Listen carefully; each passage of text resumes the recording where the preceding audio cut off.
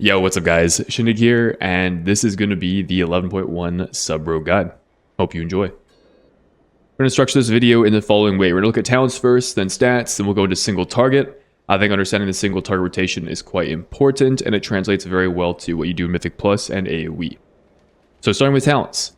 For our talent tree, there's not a whole lot of variation, and we basically always play Trickster. I'll talk more about the specifics of Trickster later. But if Blizzard decides to bring down the tuning hammer and make Deathstalker viable, I'll probably make a follow-up video and discuss that in more detail. So we'll only be looking at Trickster today. As far as our variation within the talent tree, on the class tree side, there's pretty much zero variance in the damaging nodes, at least. So things like going for Cold Blood, Force Induction, Deeper Stratagem, these types of things. Now, you can drop things like Shiv in favor of Unbreakable Stride, drop Featherfoot in favor of Rush Setup, but I would consider these non-impactful changes since they don't translate to our damage, so you can kind of play whatever you want in that regard. On the specialization tree side, there are a couple nodes we can move around. So at the moment, I have sort of the default raid build. Now, if we're engaging in a fight that is pure single target, think of Lock and Sprock in the current raid tier, I can actually drop Improved Circuitstorm in favor of Shadow Focus. This, however, is a very marginal DPS gain. I think I was reading that it's like 0.1% in pure single target. So, in short, if there's ever any reason to press Circuitstorm during an encounter, namely if there are ads, drop Shadow Focus, play Improved Circuitstorm. And then this is the build you run. In Mythic Plus, we're going to add one additional change. We will drop Weapon Master in favor of the First Dance. This is good for periods of time spent out of combat. Generally gives you slightly more AoE. However, you can just as well justify running Weapon Master in keys if you care more about having better single target damage. That's pretty much it. For stats, we are agility users. After that, we really like mastery and versatility. Those are our two biggest stats. If we're looking for gear upgrades, ideally we're looking for pieces with both mastery and versatility. After that is critical strike, and then our worst stat is haste. Now with that said, as always, if you're trying to decide whether or not an item is an upgrade for you, always sim for yourself. There are a variety of factors that weigh into whether or not an item will be an upgrade. Things like fight length, things like the number of targets in the pool, things like what gear you currently have on, all of which are unique to you. So really the only way to determine conclusively whether or not an item is good for you is to sim it. Also, as an aside, I don't have weapon damage listed under this stat list. If it wasn't here, it would go in front of agility. Specifically, your main hand weapon damage contributes more than any other stat to your damage profile. So if you're able to get your hands on a big main hand weapon, that will provide the largest relative gain to your DPS. Only the main hand, your offhand does not matter. Offhand weapon DPS is kind of the opposite. It's like the least impactful thing to your damage. But big main hand, very important. Next, let's get into our single target rotation. So Subtlety Rogue is a very, very bursty DPS class. You have some of the highest damage in the game in your cooldowns, but to compensate for that, your damage outside your cooldowns is also some of the lowest. Okay, so you're a speck of peaks and valleys. Now, we're going to get to what our peaks look like a bit later, but I think I want to start with just what our basic rotation is and kind of work our way up. Because our basic rotation is quite simple, and we're going to start simple and work our way to the more difficult things. So, outside of my cooldowns, my basic rotation involves backstabbing in single target as my primary builder. I'm going to maintain Rupture, and then I'm using Eviscerate at 6 or more combo points. And you just repeat this indefinitely outside of your cooldowns. This is your basic rotation. One change that was added in patch 11.0.5 was that every time you press Eviscerate, it applies Slice and Dice, so there's no need to use Slice and Dice as a separate finisher. Your Eviscerate will apply it. Okay, so that's our basic rotation. Next, we're going to talk about our mini cooldowns, which is everything that has a cooldown less than a minute and a half. Okay, so these are abilities like Shadow Dance, Symbols of Death, and Secret Technique. Right, Secret Technique is a 54-second cooldown, 1 charge. Shadow Dance has a 1-minute cooldown, 2 charges. Both these abilities are affected by CDR, which in our case means every combo point we spend on a finisher, that amount of seconds is reduced in these 2 cooldowns. Okay, so the effective cooldown is a lot shorter than the actual listed cooldown. And then we have Symbols of Death, 25-second cooldown, 3 charges. This ability is not affected by CDR, so it'll just tick on its own. These 3 abilities make up what I call our mini cooldowns. Now, if you're more familiar with Sub Rogue, you might be thinking, okay, well, Shindig, what about Cold Blood, right? It's a 45-second cooldown. It's also a damaging ability. We're going to talk a bit more about this later. Okay, so put this aside for now. So, whenever we have our mini cooldowns available, we're going to press them in this specific order. Okay? We're going to Shadow Dance, Symbols, Backstab, Secret Technique, and then we're Shadow Striking and pressing Eviscerate until our Shadow Dance expires. We want to finish at 6 or more combo points, and you repeat that until the Shadow Dance ends. Now, one thing you might have noticed when I pressed Shadow Dance there was that I went into it with no combo points. This is one of 2 ways that's correct to enter your Shadow Dance. You either want to do it on no combo points or full combo points. And the idea here is that we want to make use of premeditation. This ability makes it so that either when we're in stealth or when we enter our Shadow Dance, our next builder will generate full combo points. So when I go into my dance with no combo points and use Backstab, I'm getting full value from that talent. The other way you could go into your dance is if you go into it with full combo points. So in that case, it would be something like this. And in this case, we're going to Shadow Dance, Symbols, Secret Technique. Now we Backstab to consume our premeditation into pressing Shadow Strike and Eviscerates. Okay? So those are the 2 ways you're looking to enter your Shadow Dance. All right, so next thing, talking builders. Whenever we have the ability to press Shadow Strike, we want to press it, right? Because Shadow Strike is a much more damaging builder than Backstab. However, for our first global in Shadow Dance, it is better to Backstab because we benefit from Dance Macabre. What this talent does is it makes it so that the number of different abilities we use, the number of unique different abilities we use in our Shadow Dance, grant us a stacking damage buff, right? So I can showcase this by just pressing a slew of different abilities.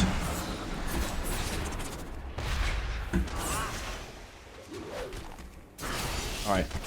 And you see we were able to get up to 7 stacks of Dance Macabre that time. Now, just because pressing unique abilities gives you a stacking damage buff does not imply we want to use as many different unique abilities as possible. For example, I pressed Cheap Shot during that Shadow Dance window, but Cheap Shot itself doesn't do any damage. So Cheap Shot isn't worth pressing, but Backstab, on the other hand, even though it does less damage than Shadow Strike, is worth pressing once. And those are your mini cooldowns. So remember this order, we're going to revisit multiple times throughout this video. Okay, now that we've established how our basic rotation and mini cooldowns work, we're going to dive into the meat of the discussion, which is our actual major cooldown presses. And the way I'm going to go about showcasing this is I'm just going to do our opener into our cooldowns full speed. If you want to follow along, I have an action tracker just above my details here. You can see what buttons I'm pressing when I'm pressing them. I'm going to do the opener, send cooldowns, and then after the fact, we'll talk about what I pressed, why I was pressing what I did, kind of explain sort of some of the reasoning behind what I'm doing when I'm doing it.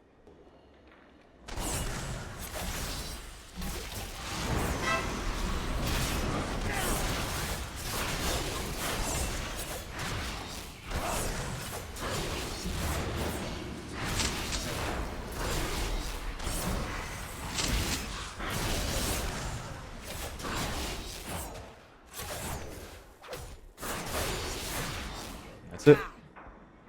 All right, so I'm going to talk it through here. If you don't care about the explanation, you can skip ahead to different parts in the video. But if you want to understand a bit more about what's happening when it's happening, then listen up. So you're going to notice here, I pulled these images off of Wowhead. By the way, Fu is the author of the Subtlety Rogue Wowhead Guide. It's a tremendous resource. I highly encourage you to check it out. If anything on this video is confusing to you or you have any further questions, I referenced it a lot myself when making this video. I'll probably attach a link in my description somewhere if you want to check it out. But I pulled these images from his guide. I do want to attribute credit to him for that work. So you're going to notice pre-pull, there's a symbols use. So what does this mean? Well, it turns out when you press symbols, it will supercharge your next 2 finishers. Okay, so if we go to our talents here, Symbols of Death supercharges 2 combo points. What this entails is that our next 2 damaging finishers, the number of combo points we spend on those finishers, with Supercharger active, they will act as that number of combo points plus 2. So if we send a 7 combo point finisher, it will act as if we just sent a 9 combo point finisher. And then we also take Force Induction. This talent just makes that plus 1. So in that example, it would be 7 plus 3. It turns out, for some reason, you can stack this indefinitely. Like if I just spam symbols right now, notice that I just have many stacks of supercharged combo points, right? My next 6 finishers will all be supercharged. But when I enter combat, like if I engage a raid boss or if I'm starting a key, these stacks will be cleared except for 2. For some reason, you can maintain 2 supercharged finishers when you engage a raid boss or when you start a key. So something you can do pre-pull. Let's say you just wiped on a boss. The moment you get res, press symbols and you're good to go for the pull. So that's all that means. Next, we want to start the pull in stealth. This gives us access to Shadow Strike, which, as I mentioned before, is the more damaging of our 2 builders in single target, right? It's this or it's Backstab. So we're going to Shadow Strike the opener into Flagellation. Now this is one of our 2 big 1.5 minute cooldowns. The way Flagellation works is that you apply a debuff to the mob, which gives you a buff. And that buff makes it so that every combo point you spend grants you a stacking mastery buff. Okay? Now what does our mastery do? Our mastery increases the magnitude of our finishing moves. So by extension, Flagellation increases the magnitude of our finishing moves for the duration of this buff. Now you do need time to ramp it. However, it caps at 30 stacks. So after like 2, 3, maybe 4 finishers, you'll be at full stacks. And for the remaining duration of Flagellation, you'll be doing the maximum finisher damage. Next, we're going to press Rupture. At this point, Flagellation should have basically 0 stacks. So your first finisher here isn't really magnified by anything, hence why it's good to apply our Rupture. This way it's up over the course of our entire cooldown window. We can also utilize the combo points from this Rupture to help ramp our Flagellation. Following this, we're going to pot if we have it. I didn't pot in my example, but you would press it here. In addition to Shadow Dance and Symbols. We're then going to follow these 2 abilities with a Backstab. I've already talked about why we press Backstab as the first global in our mini cooldown window. The same is true in our cooldowns. Into our Shadow Blades, Trinket, and then Secret Technique. Now the reason we want to send Shadow Blades after our Backstab is because of premeditation. Because our first builder after pressing Dance is guaranteed to give us full combo points, and Shadow Blades is an ability which makes it so that our builders generate full combo points, we want to consume our premeditation and delay our Shadow Blades. If we use our Shadow Blades before the Backstab, we're not benefiting from premeditation. So we Shadow Blades after. You would also use your unused Trinket here. Ideally, because we're a 1.5 minute class, we use a 1.5 minute Trinket. A House and Cards being our best in slot Trinket at the moment. In my case, I'm still playing Transmitter. I've yet to get my hands on a House of Cards. Now, Transmitter is a little funky because you have to do a task, and then after you do the task, you gain the buff. So if you're playing Transmitter still, you probably use Transmitter sometime over here. Usually I'm pressing it approximately when I use Flagellation. This gives me 2 globals to do and complete the task, and I'm trying to complete it at the same time I press Blades. And then the rest of the cooldowns follow the same order that we did in our mini cooldown window. Sacred Technique into Shadow Strike as our primary builder, and Eviscerates as our primary finisher. And you're just going to chain these builders and finishers over and over until your first dance expires, at which point you will use your second dance, most likely a finisher, into Symbols, into a finisher, Backstab, into a Cold Blood Secret Technique. And then for the remainder of that Shadow Dance, again, Shadow Strike Eviscerates, okay? Now this infographic is a little outdated. It doesn't show the Backstab as your first builder here. That is always true. You are always backstabbing as your first builder after Shadow Dance. So a good rule of thumb, whenever you press Symbols, is that Secret Technique needs to be one of the next 2 finishers. because of Supercharger. Secret Technique is by far your most damaging finisher, so we always want to make sure it is supercharged. And that is the reason why we don't send it with our Shadow Dance. Had we sent it here, we would have empowered our 2 Eviscerates, not our Secret Technique. But this specific Secret Technique is especially important to empower because we're pairing it with Cold Blood. And this second Secret Technique will be by far our most damaging one, right? This first one we send when we still haven't ramped our full Flagellation stacks. We're still missing stacks of Flawless Form. This is an effect from our hero talent tree, which further increases the damage our finishing moves do. If you're running the current tiers 2 and 4 set, you might not be at max stacks of your tier set. You can see that here. So for these reasons, we want to pair Cold Blood with our second Secret Technique, which should go out a few seconds before your Shadow Blades and Trinket fall off. And that's our cooldowns. Now, one thing you might have noticed looking at this infographic, and also when I went through and used my cooldowns, there are instances when we're pressing finishers back to back, okay? But that's not super intuitive. How am I able to use a finisher without a builder, right? I'm not generating any combo points anywhere. How does that work?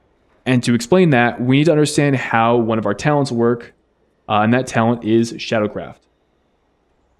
What this talent does is it essentially will store combo points for us. So, for example, when I attack a mob, I have a chance to gain stored combo points, and you see that displayed here. Okay, right now I have 6 stored combo points. What this will translate to is whenever I use a builder, those stored combo points will get applied. So let's say I press backstab right now, it would usually award 1 combo point, or if I crit, it would give me 2. If I press it now, notice I go to full combo points, but it consumes, however many of the combo points needed to get to max. If I keep using finishers and using builders, I will go through and consume these stored combo points. But these just passively generate as I attack a mob, okay? Now, the second part of Shadowcraft has to do with when I press symbols. So if I go into a mob and I have more than 7 stored combo points, I press symbols and I use a finisher, I'm restored a full combo point bar, allowing me to use a finisher a second time in a row, okay? And I can do this for however many combo points I have stored up. This is the reason why you see in the infographic, and when I was using my cooldowns earlier, cases where you use back-to-back finishers. As you're doing your cooldowns, especially when you're in Lust and you're fully raid buffed, you're going to generate these stacks of Shadow Techniques very quickly, especially because we have Shadow Blades up, right? Shadow Blades makes it so that our builders generate full combo points. And if our builders are generating full combo points, we're not using any of our stored combo points on builders. They're only being used to generate free finishers for us. Hence why we have these instances of back-to-back finishers. Now, I would recommend tracking this, either with a weak aura that displays how many stacks you have, like I have here, and or with some kind of sound cue that will notify you when you get a free finisher. Otherwise, it's pretty difficult to anticipate and play around these finishers, right? You have often a second or even less than a second to react to and use a finisher as your next global after a previous finisher, which isn't very intuitive. So if you're not expecting it, you might accidentally send a builder and waste that, freed up finisher that you were granted. Right? So in this case, I see I'm at 14 stacks of Shadowcraft. I know that when I press symbols, I'm going to get a slew of free finishers. And I can anticipate that. Now, I don't have higher than 7, so I'm not getting any free finishers anymore.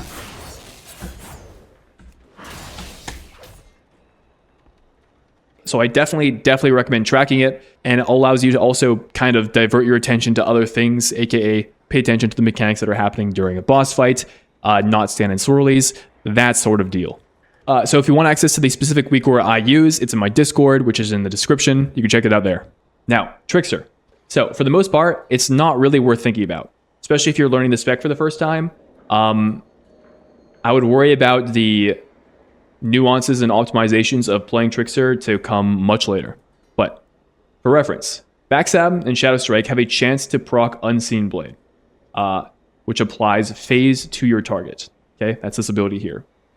Now, when targets are phased, but basically you get a whole bunch of different benefits from having phased applied. And when you proc Unseen Blade 4 different times, you gain a coup de grace.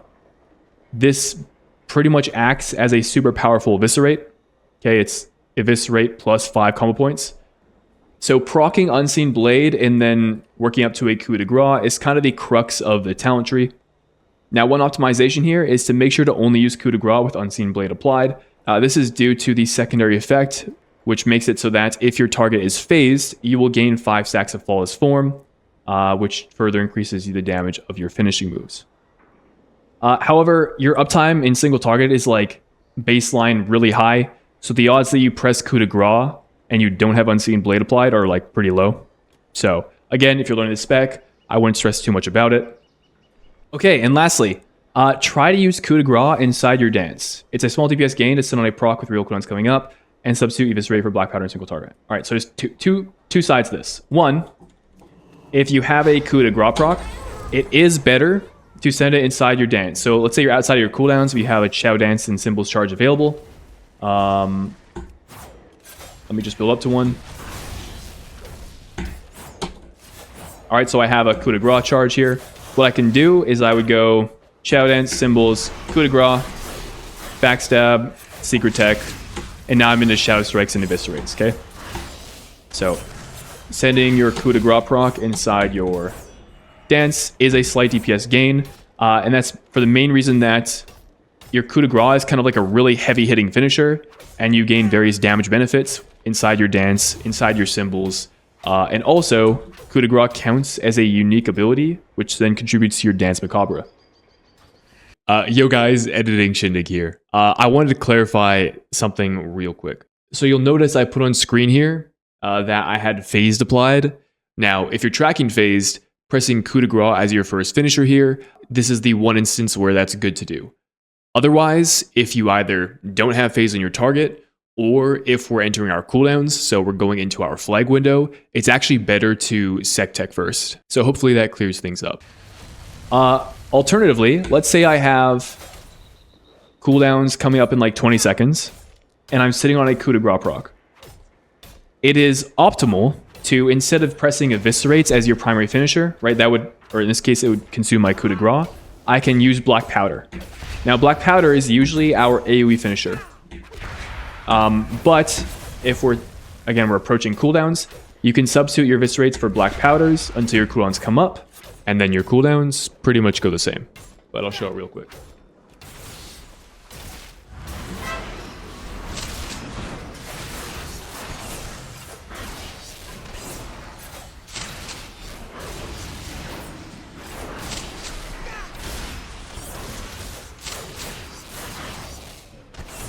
Something like that.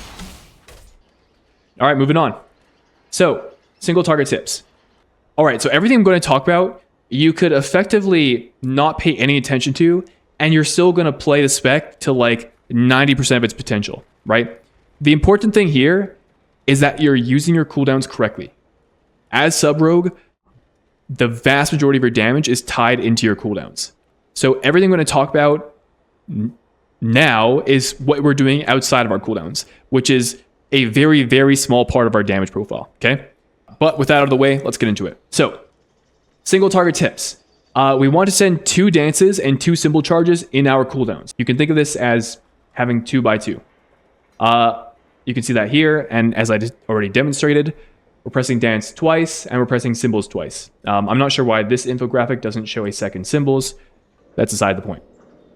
Outside of your cooldowns and these 2 dances and symbol presses, we can reliably fit 1 to 2 dance and symbol presses. Do not send more. Now, I think this is a mistake a lot of rogues make or sub-rogues make when they're learning the spec, and it's to press your Shadow Dance and symbols on cooldown as they come up. The problem with this is that if we don't have 2 or close to 2 dance and symbols charges going into our cooldowns, we lose a lot of damage. Hence, it is correct sometimes to sit on our hands, right, and just not press anything.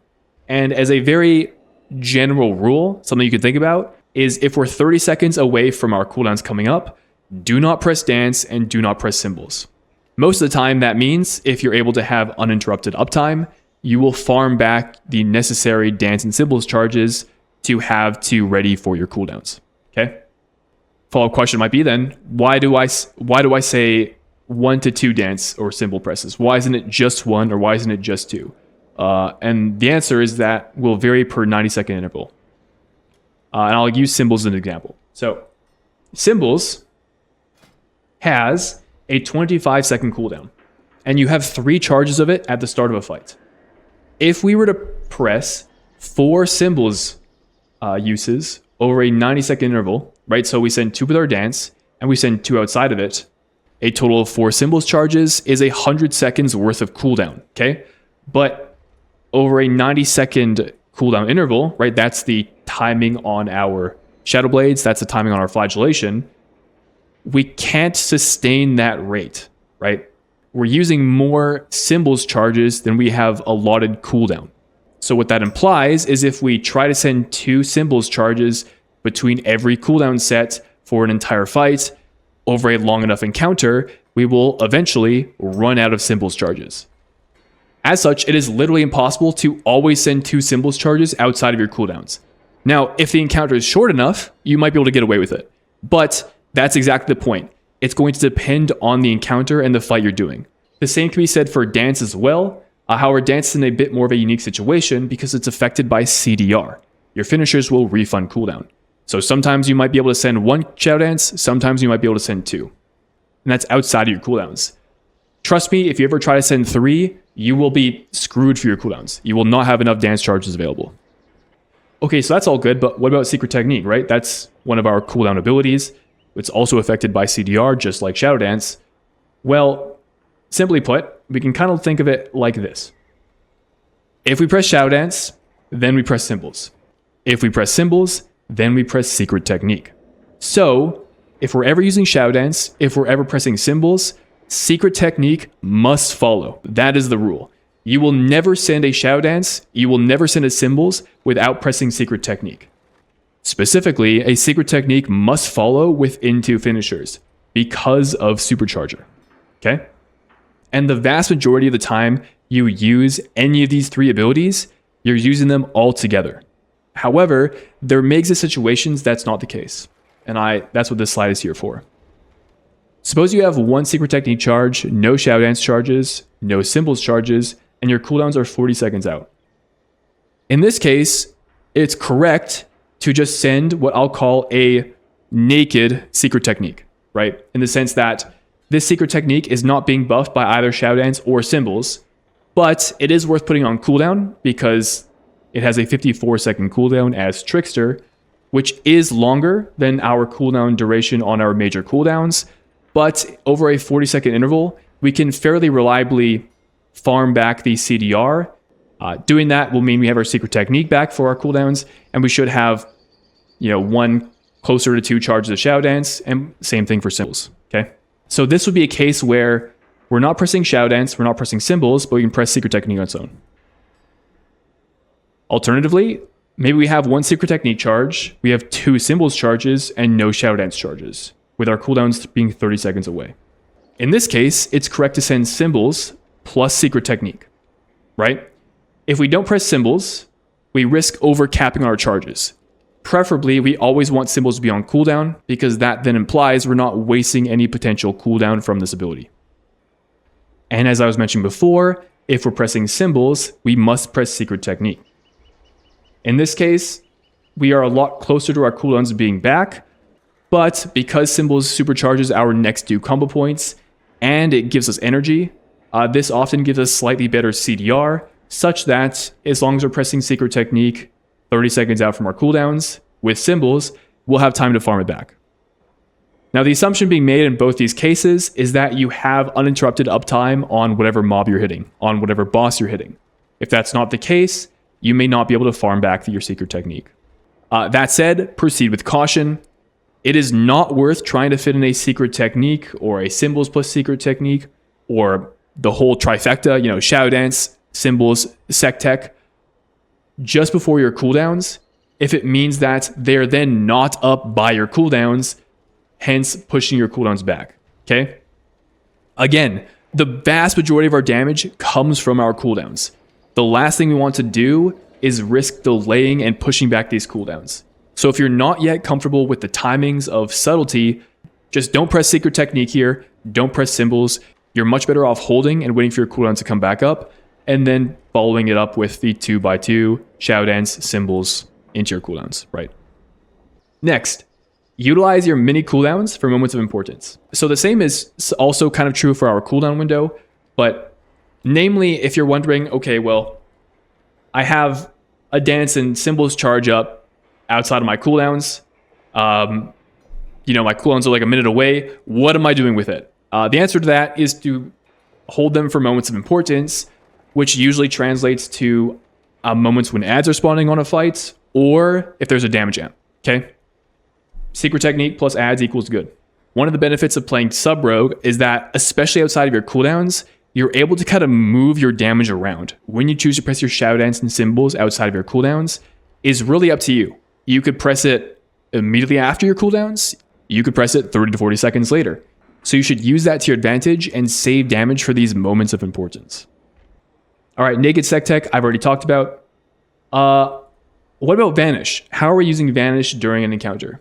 It used to be the case that we would actually vanish our opener. So it would be something like you would go in, you would Shadow Strike, Eviscerate, Vanish, Shadow Strike, Rupture.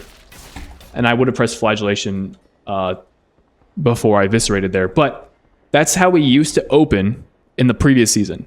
Now it makes no difference. So if you're used to that opener where you vanish, that's totally fine. You can keep doing that.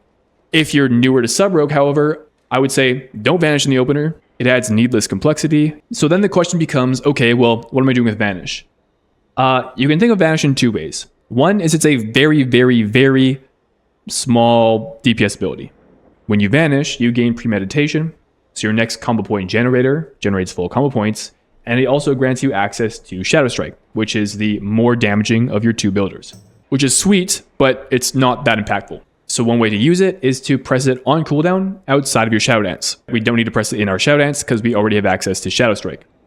The other way you can think about it is to use it more for its utility. Maybe you instead are vanishing off some root or a slow during an encounter. Or maybe you don't have any Shadow Step charges, so you vanish and then Shadow Strike to the mob. So which one you decide to use, up to you. Those are two things you can do with it.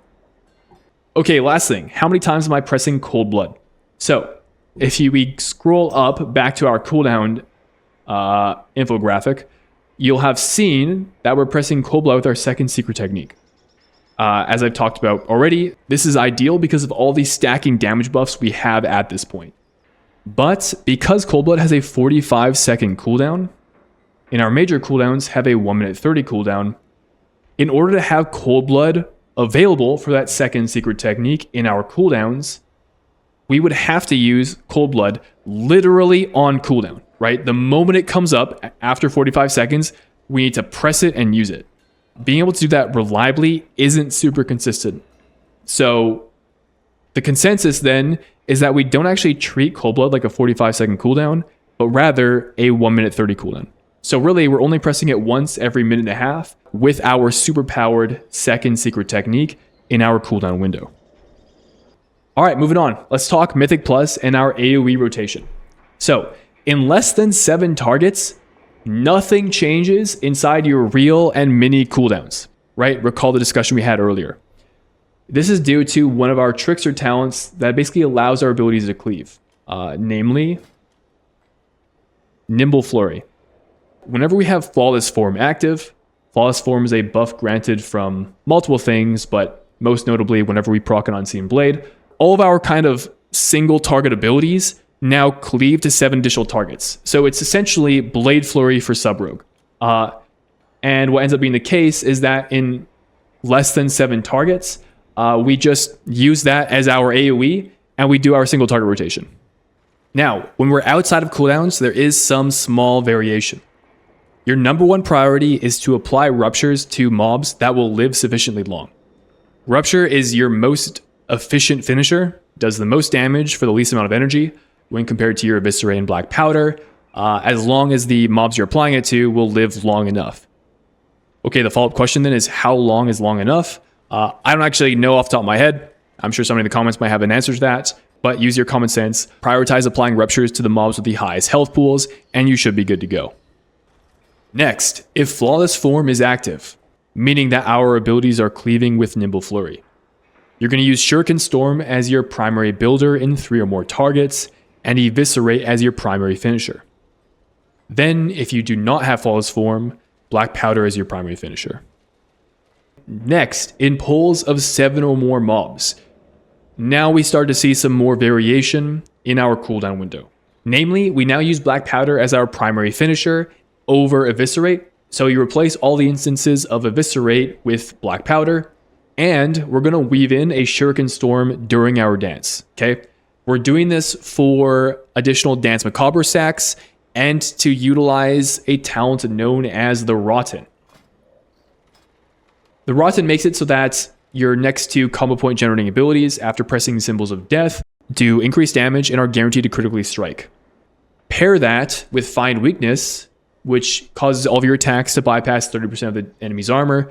Exactly what that entails isn't super important, just know that it increases the damage you deal on the enemies with this debuff. And then with Improved Shuriken Storm, when your Shuriken Storms crit, it applies Find Weakness to the mobs it crits.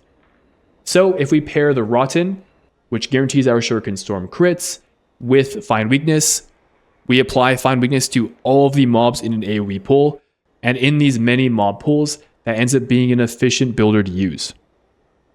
But notice, we're only going to press it once, and we're only pressing it as the second builder after our backstab. The reason for that is that there's actually a bug with the Rotten. If you press Shadow Dance, use Symbols, and then you Shuriken Storm, it will consume both charges of the Rotten.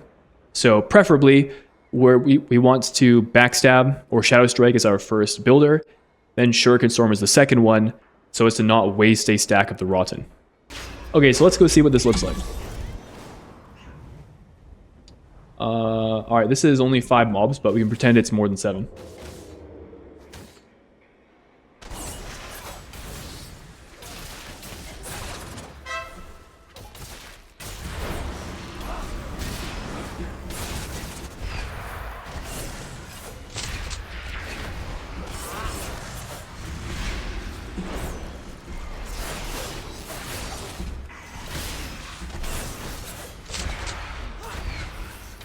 Something like that.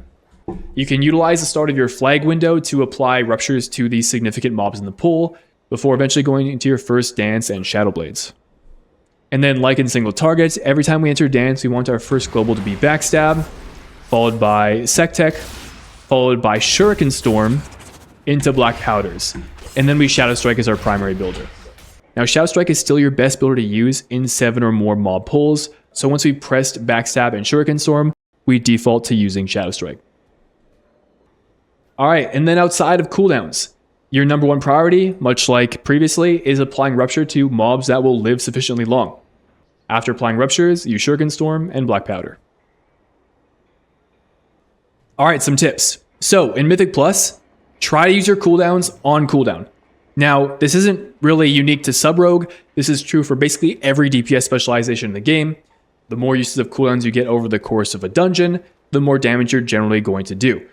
However, it's especially important for Sub-Rogue because we have a slightly shorter cooldown timer, right? We are a 90-second cooldown specialization with Shadow Blades and Flag. Meaning one of the advantages we have over other 2-minute DPS specializations is we should effectively get more cooldown presses over the course of the key. So try to play to that advantage. Next, much like in single target, we want to hold dance and symbols charges for our cooldowns. Now, when we're in Mythic Plus, we can often greed more dance and Sectech uses in between our cooldowns. Because with the use of Shuriken Storm, we're able to use more finishers and hence get more CDR. So looking back to the slide, for example, when previously we could maybe greed 30 seconds out and send a Sectech with the symbols, in AoE, we could probably do that as short as 20 seconds prior to our CDs. But again, same thing applies here. If you're not comfortable with these timings, you're better off just holding your dance, holding your symbols, holding your Sectech for when your cooldowns come up, because that is when you will do most of your damage. Also, not only should you hold for cooldowns, you should hold for new pulls. If you send a dance Sectech symbols on one single mob that has like 10% health left, you're not getting good value out of those mini cooldowns. you're better off sitting on your hands, farming additional charges of dance, additional charges of symbols, so that when you go into the next pull, you have damage ready to apply on however many mobs are in the pack. So now not only do we want to sit on our hands prior to our cooldowns, but it's also a good idea to sit on our hands a little bit prior to new pulls. Next, pretty much never send naked symbols. So this was an instance we saw back when we talked about single target, right? There's a situation where you would send symbols in Sectech prior to your cooldowns. In Mythic Plus, that's almost never going to be the case because of the point I talked about previously where we get much better CDR in AoE. What that means is that you get more dance and secret tech charges such that you're pretty much never going to pair symbols without a dance and without a secret technique. Next point, I've talked about this a little bit already. Utilize Rupture outside your cooldowns, okay? Again, Rupture is our most efficient finisher, especially during the gather of a pull. One of the benefits to playing Trickster is that you can play permanent tricks of the trade, which means you pretty much never have to worry about threat. And hence, if the tank's doing some gather pull and he's like, all right, team, hold on. Let me gather this crazy pull I'm doing. I need some time. You don't have to listen. You can just go in and start rupturing everything. It is a great time for it during the gather. Additionally, it is a benefit to target swap. Remember, Rupture applies to 2 targets, your current target plus 1 additional nearby enemy. So if I go into a pack and I apply Rupture, I want to pick a new target that doesn't already have a Rupture so that my target's applied plus 1 other. The 1 other will always prioritize a target that doesn't have Rupture. So in this case, if 4 mobs have Rupture and I apply Rupture to my current target, the other one will go on the only mob that doesn't have it. So much like Assassination, your Rupture has smart targeting. You just need to make sure that you yourself are targeting a mob that doesn't already have Rupture on it. Finally, Cold Blood. Now, if we remember back to the conversation we had about Cold Blood, ideally we're pairing Cold Blood with our second secret technique in our cooldown window. But what can often be the case in Mythic Plus, especially at lower key levels, is that by the time you make it to your second secret technique, the entire pack's dead. In that case, you're better off just pressing Cold Blood on your first secret technique. Now, whether or not that's going to be the case is going to be a judgment call that you'll have to make. But it may be correct sometimes to press Cold Blood with that first secret technique. And that's it. Thank you for watching. I stream almost every day over at twitch.tv/shindigwow. I'm usually raiding on my Rogue or doing high level Mythic Plus, so you can come check that out. Also, I mentioned it before, but my Discord will be in the description. If you have any questions, you just want to join the community, hang out. I should also add that my weak words and UI are in my Discord, so if you just want to yoink those, you're welcome to do so. And that's it. If you enjoyed, be sure to like and subscribe, and I'll see you around. Peace.